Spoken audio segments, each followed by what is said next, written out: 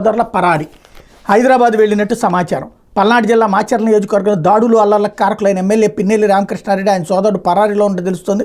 1-2 రోజుల్లో వారిద్దరిని అరెస్ట్ చేస్తారన్న మాట వినిపిస్తున్న తరుణంలో మాచర్ల నుంచి హైదరాబాద్కి వెళ్ళినట్టు సమాచారం. శుక్రవారం వేకుజామునే సాగర్ మీదుగా హైదరాబాద్ వెళ్తూ సాగర్ చెక్ పోస్ట్ వద్ద గన్మెన్లను వెనక్కి పంపేశారు.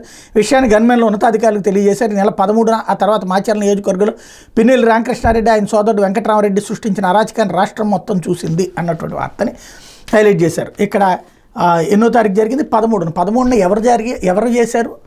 పిన్నెల్లి వాళ్ళ మీదన వీళ్ళు చేశారు. సాయంత్రానికి పిన్నెల్లి సోదరుడు వచ్చి చేశాడు. ఇక్కడ రామకృష్ణారెడ్డిని పట్టుకోవడానికి ఏం లేదు, ఆడ సోదరుడు ఖచ్చితంగా అతని మీద కేసు ఉంటుంది. అదైతే మరి బ్రహ్మారెడ్డి మీద కేసు ఉండాల్సిందే కదా రాజకీయాలు చేసినటువంటి సందర్భంలో. అంటే ఒకళ్ళని కాపాడతాం, ఒకళ్ళని రెచ్చగొడతాం. ఇప్పుడు ఇది చూసి తెలుగుదేశం శ్రేణులకు ఉత్సాహం రావాలి, వచ్చేసి వైసీపీ వాళ్ళ మీద దాడులు చేయాలి. చేస్తే అదిగో మళ్ళీ వైసీపీ వాళ్ళు దాడులు చేస్తే అదిగో చేసేసారు. ఓవరాల్గా సర్వనాశనం చేస్తున్నారు రాష్ట్రాన్ని అనడానికి సాక్ష్యం వీళ్ళు రాస్తున్న వార్తల సరళికి మీద తప్పించి మరొకటే లేదు. లేకపోతే 2